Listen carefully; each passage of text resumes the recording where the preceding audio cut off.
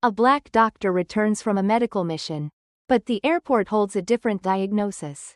A black doctor, fresh off a grueling 6-month medical mission in war-torn regions, was ready to return to the comfort of home. His bags carried more than just medical instruments. They carried the weight of lives saved and battles fought far from the public eye. But when he stepped into the airport terminal, something shifted. It wasn't the exhaustion from long flights or the ache in his feet that stopped him. No, it was the cold gaze of an officer stationed by the security checkpoint.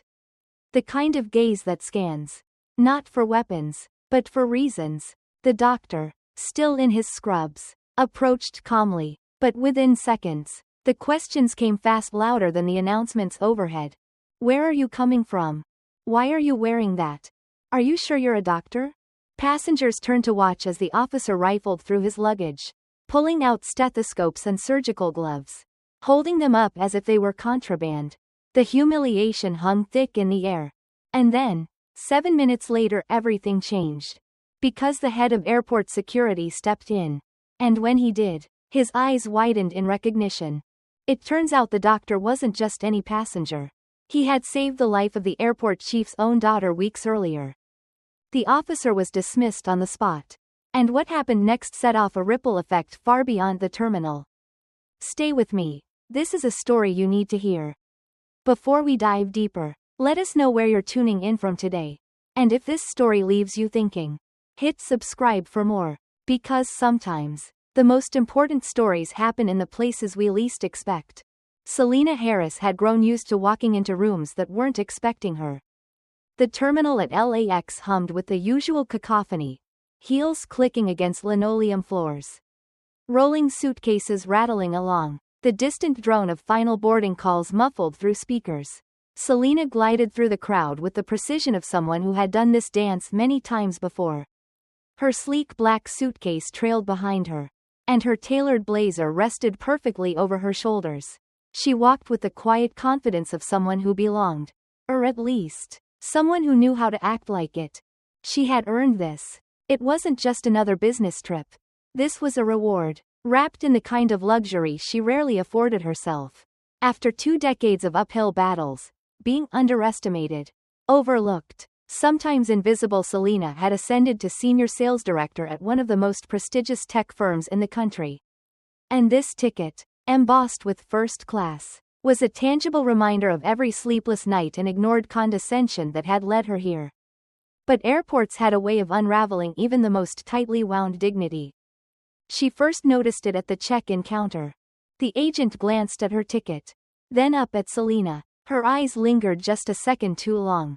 The kind of pause Selena had come to recognize. It was that small hesitation, that flicker of doubt, as if the ticket itself had whispered that something didn't quite add up. Are you sure this is the right ticket? The agent asked, lifting it to the light like she might discover a hidden forgery mark. Her smile was thin, polite enough to pass unnoticed by others but sharp enough for Selena to feel its edge. Yes, Selena replied. The word clipped. She kept her voice calm, even as something in her chest tightened. The agent nodded, but not before rescanning the ticket, as if she expected the machine to confirm whatever suspicion had crept into her mind. The beep was loud in the small space between them. First class. Valid. The agent handed it back with the same strained politeness. Selena moved on, but the echo of that pause followed her. It happened again at security. The agent on duty pulled her aside for a random screening, though there was nothing random about it. A glance toward the other lines told her what she already knew. She was the only one pulled aside. As they patted her down, palms pressing lightly but firmly against the fabric of her blazer, Selena fixed her gaze ahead. She would not flinch. She had learned not to. The final test came at the gate. As she approached, the gate attendant barely glanced at the white couple ahead of her, waving them through with a practiced smile. But when Selena handed over her boarding pass, his eyes narrowed. He glanced at the screen, then back at her. One moment, he said, stepping aside to check something on his terminal. Selena shifted her weight, tapping her fingers lightly against the handle of her suitcase. She could feel the weight of other passengers' eyes, subtle, but there, she had learned to read it, the way a sailor reads the wind. Finally, after what felt like an exaggerated amount of typing, the attendant waved her through. Enjoy your flight. Selena didn't respond. She walked down the jet bridge. Her steps even, her breath steady. She had passed the first trial. But she knew, deep down, the real test was still ahead. It always was. The first-class lounge was quiet. Save for the soft clinking of ice in crystal glasses and the low murmur of conversations spoken just above a whisper. Selena Harris stepped inside, feeling the shift in atmosphere as if she had walked into a private club where membership had not yet been approved. She moved with ease, head high, shoulders square. But the truth of the space wrapped around her like static in the air. The lounge was filled with the kind of people whose lives had been cushioned by certainty. The ones who had long been assured that the world would not question their place in it. Selena took a seat near the window, laying her work satchel on the table beside her. A waiter approached, offering a glass of water and a menu. He smiled, but Selena caught the fleeting glance he cast toward the hostess, as if silently confirming that she belonged here. She ordered coffee, black, no sugar. The minutes passed slowly. At the table to her left, a man in a crisp navy suit pretended not to look at her. He was older, maybe in his 70s, with the bearing of someone who had commanded rooms in his prime. His eyes flickered over Selena's face, then down to the briefcase by her feet, searching for something, anything, that might explain her presence. Selena met his gaze, her expression unreadable. He looked away first. This was the second test, and she recognized it for what it was. It wasn't loud or overt. No one would call her out by name or ask her to leave. No, this was a quieter kind of segregation, built on doubt, sustained by the absence of confrontation. She wasn't being pushed out of the room, but she wasn't being welcomed into it either. Selena reached for her coffee, taking slow, deliberate sips. She had worked too hard, climbed too high to let the unspoken rules of rooms like these break her stride. And yet, the weight of it pressed down, subtle but steady, like the slow erosion of stone beneath running water. A notification buzzed on her phone. An email from her assistant. Congratulations again. We're all proud of you. Enjoy the flight. Selena smiled faintly, letting the words ground her. But even as she tucked the phone away, the faint unease lingered, because she knew this wasn't the final hurdle. The plane was waiting, and if there was one thing Selena understood, it was that altitude did not erase prejudice. It only magnified the distance between those who felt entitled to their place at the top and those who had to fight for it. By the time Selena reached the boarding gate, the quiet resistance she carried within her had hardened into something heavier, sharper. The terminal swelled with the familiar rhythms of pre-departure mothers coaxing restless children. Businessmen pacing with phones pressed tight against their ears. The occasional burst of laughter from clusters of vacationers. Yet amid all this noise, Selena felt the peculiar isolation of standing too close to the edge of belonging. She stood near the velvet rope separating the first-class passengers from the general boarding area. Across from her, a man in khaki slacks adjusted his Rolex, glancing at her intermittently as if trying to piece together an unfinished puzzle. He wasn't hostile, just curious.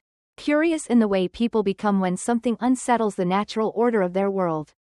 Selena ignored him. Instead, she focused on the gate agent, a younger woman with a sleek ponytail and the polished indifference of someone who had learned to survive long shifts behind counters. The woman scanned tickets with the precision of someone defusing a bomb, quick, efficient, and mechanical. When it was Selena's turn, she stepped forward and handed over her boarding pass. The woman paused, and there it was again. The beat. The same hesitation she had encountered at the check-in counter. The same quiet calculation she felt in the lounge. The agent's fingers hovered over the scanner, her eyes flicking from Selena's face to the small first-class print on the ticket. Just one moment, the agent said, forcing a tight-lipped smile. She didn't scan the ticket. Selena said nothing. She simply waited. The agent turned away, whispering to a colleague in hushed tones that carried just far enough for Selena to catch fragments. I thought she was, are we sure, a mistake in the system? The words curled in the air between them, weightless yet thick, as if heavy with everything they refused to say outright. Selena crossed her arms, letting her gaze drift to the window where the plane waited, gleaming under the afternoon sun. She wasn't new to this kind of scrutiny. It was the same old theater. One she had been cast in since she was a child, a role she neither auditioned for nor could escape. The agent returned, this time with a quickened pace. Apologies, Ms. Harris. Everything is in order. Enjoy your flight. Selena accepted the pass with a nod, stepping through the gate without another glance. Behind her, she could feel the lingering eyes of the man with the Rolex. The gate agent's colleague, and perhaps even others whose curiosity had been piqued. And in that moment, Selena knew that while she had crossed this threshold, the real climb had only just begun. Selena stepped onto the plane with the quiet dignity of someone accustomed to bearing invisible weight. The soft hum of the first-class cabin greeted her, a space designed for ease, for quiet luxury, but one that had never quite managed to feel like home. The aisle stretched out before her, lined with plush seats and hushed conversations. Yet, as Selena walked toward her seat, she felt the undercurrent shift, the subtle tightening of air that followed her like a ripple in still water. It began with the eyes. Some were discreet, stealing quick glances from behind newspapers or over the rims of champagne glasses. Others were less subtle, lingering, questioning, measuring her against the architecture of their assumptions. An older couple near the front exchanged whispers, the woman's gaze flickering to Selena's tailored blazer as if searching for a crack in the facade. Selena moved forward, her expression unbothered but her senses sharpened. She reached her seat point 2A, window side. As she stowed her bag in the overhead compartment, she caught the faint narrowing of eyes from the man across the aisle. He was middle-aged, dressed in the casual affluence of someone who no longer needed to prove anything to anyone.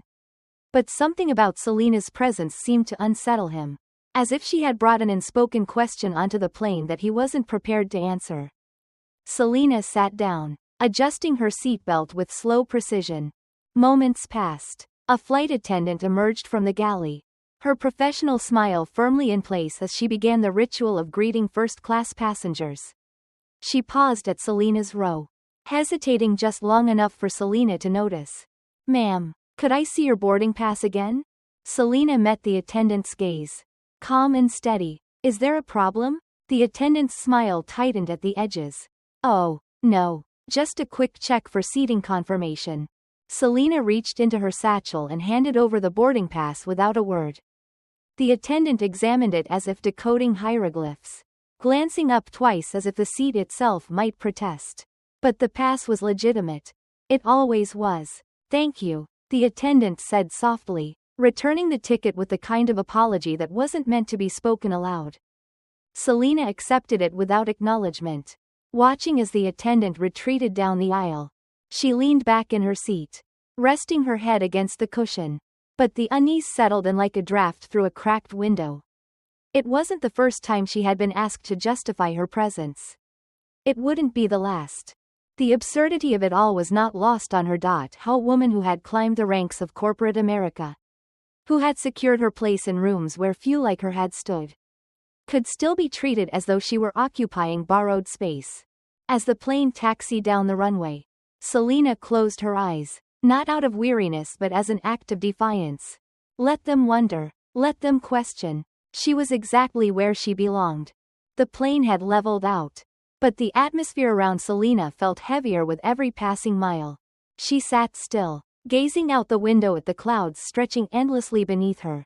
There was comfort in that view. The kind of stillness that reminded her of simpler things, untouched by human fragility. Yet, even from 30,000 feet, Selena could feel the weight of the ground below pulling on her. It started with the man across the aisle. His shifting had become more pronounced. Every few minutes, he glanced toward her seat, his eyes darting like a man wrestling with an unspoken question. Finally, he leaned forward, pretending to adjust his shoelaces. But his gaze lingered too long on the seat number above Selena's head. She felt it. The kind of scrutiny that wasn't about curiosity but confirmation. Selena knew the performance by heart. She had seen it in boardrooms, in elevators, at charity galas. The quiet disbelief, the polite attempts to understand how she had arrived here. in this space without disrupting the order of things. A flight attendant approached again. Different from the last. A young man with the careful smile of someone who avoided confrontation but carried the weight of unspoken directives. "Ma'am," he said, crouching beside her seat. His voice was gentle, but Selina could already hear the discomfort in it. "I apologize for the inconvenience. But could I ask to see your boarding pass one more time?" Selina's gaze shifted slowly from the clouds to his face. She said nothing at first, letting the moment breathe, letting him feel the awkwardness stretch between them like a taut rope. "Of course," she finally replied, retrieving the pass from the seat pocket. The man took it, his eyes scanning not for the details on the pass but for something else, some hidden discrepancy. Some invisible error that might explain why Selina Harris occupied seat 2A. The flight attendant's Adam's apple bobbed slightly as he handed it back. "Thank you," he said, but there was no relief in his voice. Selina placed the ticket carefully on the tray table in front of her, letting it sit there like evidence at a trial. Across the aisle, the man had stopped pretending. He stared openly now, as if daring Selina to address it. She turned toward him, locking eyes without hesitation. "Is there something I can help you with?" Her voice was soft, but there was steel beneath it. The man hesitated, caught in the sudden glare of his own assumptions. He chuckled awkwardly, shaking his head. "Oh, no, I thought I recognized you from somewhere." Selina let the lie hang between them. "Maybe," she said, offering nothing more. The man shifted in his seat, looking away, but the silence that followed wasn't peaceful. It was weighted, full of all the things neither of them had said. Selina leaned back against her seat, staring once more out the window. But the view had changed. The clouds seemed thinner, the sky less endless. Somewhere deep in her chest, Selina felt the familiar ache. The knowledge that no matter how high she climbed, she would always be measured by the ground beneath her feet. Selina could feel the space around her narrowing, even as the plane soared through open skies. The man across the aisle had resumed his performance, flipping through a magazine he hadn't turned a page in for 15 minutes. Stealing glances when he thought she wasn't looking. The edges of his discomfort folded neatly into the polished air of civility. But Selina could hear it, feel it. It wasn't just him. The couple in the row ahead shifted uneasily in their seats, whispering in tones too low to hear but loud enough to be understood. A few rows back, another passenger peered down the aisle with the careful precision of someone pretending not to notice. It was the quiet symphony of doubt, composed not from words but from gestures. The small hesitations, the fleeting looks, the tension that lived just beneath the surface. Selina had long known that racism wasn't always a shout. More often, it was a glance, a pause, a seat taken a little further away. And here, in the quiet luxury of first class, it dressed itself in silk and fine leather. But it had not disappeared. The flight attendant returned, this time with a different expression, a professional mask worn a little too tightly. She bent slightly, leaning into Selina's row, her eyes careful but cautious. "Ms. Harris, I hope you're comfortable," she said, though the tone suggested she wasn't entirely convinced that Selina should be. "I am," Selina replied, her voice smooth as glass. She smiled. Not out of warmth, but out of something more deliberate, more controlled, though I didn't realize my seat required so much attention. The attendant blinked, caught off guard by the edge beneath the words. She hesitated, the faintest flush creeping into her cheeks. "Oh, no. It's just, we want to ensure all our passengers are taken care of." "Is that so?" Selina's gaze didn't waver. "Funny, I haven't noticed anyone else's seat being double-checked."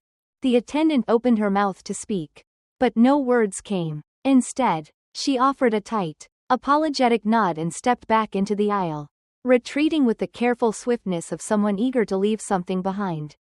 Selina exhaled slowly, staring at the back of the woman's neatly pinned hair as she disappeared into the galley. The man across the aisle had seen the entire exchange. He smiled faintly, as if they shared some unspoken understanding. But Selina knew better.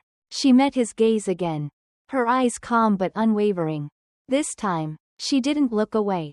There was a long silence between them, and in that silence, Selena felt the weight of every mile the plane had traveled.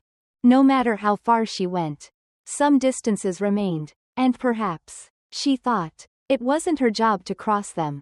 Perhaps it was time they learned to walk that road themselves. The flight moved forward, but Selena felt the cabin growing smaller. There was no turbulence in the sky, but there was turbulence within the space between her and the other passengers. She could feel it in the way conversations softened when she shifted in her seat. How eyes traced her movements when she reached for a glass of water or adjusted her seatbelt. It was strange, she thought, how stillness could amplify the quiet violence of being made to feel out of place. The man across the aisle folded his magazine and leaned back, his gaze settling on Selena as if considering whether to speak. She could feel him wrestling with the impulse. Selena let the moment stretch. She would not make it easy for him. Finally, he cleared his throat, a low, dry sound that punctured the delicate hum of the first-class cabin. "You must work in government," he said, his tone light, probing. "Or maybe law?" Selena turned her head slightly, her eyes cool and unreadable. "No," she replied simply. The man's smile flickered, briefly faltering before he recovered. "I just thought, well, you carry yourself like someone important." Selena arched a brow, folding her hands in her lap. "Do I? Well," he laughed softly, shifting in his seat. "It's not every day you see." He let the sentence hang, unfinished but fully understood. Selena's lips tightened into a line that could almost pass for a smile. She had learned, long ago, how to make her silence feel louder than any response. He leaned forward slightly, as if trying to bridge the gap he had just created. "It's just," he continued, fumbling for something he hoped might soften the weight of his words. "I imagine you've done very well for yourself. First class isn't exactly common for, well." Selena held his gaze. "For who, exactly?" The man hesitated, his face warming under the pressure of his own assumptions. He leaned back, suddenly interested in the clouds outside his window. Selena let the quiet settle back into place. But she knew the conversation wasn't over. Not really. Because this wasn't about words. It was about the shape of things unspoken. The invisible ceiling people like him built in their minds. The ceiling that dictated who could rise, who could occupy certain spaces without question. Selena had spent her life pressing against that ceiling, feeling its contours, learning where it cracked and where it held firm. And she had learned something else along the way. There was nothing more unsettling to those who built it than a woman who sat comfortably beneath their architecture. Unbothered by its weight, the plane cruised on, and Selena smiled faintly to herself, letting the man across the aisle wrestle with the ceiling of his own making. As the plane began its descent, the city lights below flickered like distant stars, scattered across the sprawling landscape. Selena Harris sat quietly by the window, her reflection faint against the glass, superimposed over the world outside. She had always found something humbling about this view. The way the sky, in all its vastness, seemed to shrink the world below into neat, glowing lines. From this height, everything looked orderly, contained, but Selena knew better. The world was not as simple as it appeared from above. Across the aisle, the man who had tried and failed to disguise his discomfort sat with his eyes closed, feigning rest, yet his shoulders betrayed him, tense and drawn up as if bracing against something unseen. Selena wondered if he even knew what he was guarding himself from. A soft chime signaled the final approach, and the flight attendants moved through the cabin, securing tray tables and collecting stray glasses. One of them stopped briefly at Selena's row. "Ms. Harris," the attendant said, her voice lower, more deliberate now. There was no more checking of tickets. No more veiled questioning. "Is there anything else I can get for you before we land?" Selena looked up, searching the woman's face for a sign of what had changed. She found it in the small crease at the corner of the attendant's mouth. The kind that came from holding back words she wasn't sure she had the right to speak aloud. "No," Selena replied softly. "I have everything I need." The attendant hesitated a moment longer, then nodded and moved on. Selena returned her gaze to the window, watching the lights grow brighter, closer. This was the final test. It wasn't the man across the aisle or the whispers that had followed her since boarding. It wasn't even the flight attendant's careful scrutiny. The final test had always been within her. Whether she could resist the slow erosion that tried to wear her down. Whether she could continue to meet the world's quiet hostility without letting it sink into her bones.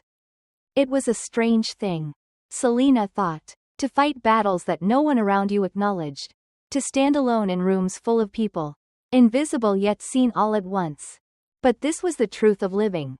Of moving through a world that often didn't know what to make of you. The plane touched down smoothly. And Selena felt the wheels catch the earth beneath her, grounding her once more. The man across the aisle opened his eyes as if startled by the landing. Glancing briefly at Selena before quickly looking away. She smiled faintly, gathering her things as the plane taxied toward the gate. Let them wonder. Let them wrestle with the questions they dared not ask aloud. Selena had long understood that the sky was not the limit. It was only a mirror, reflecting back the truths that too many refused to see.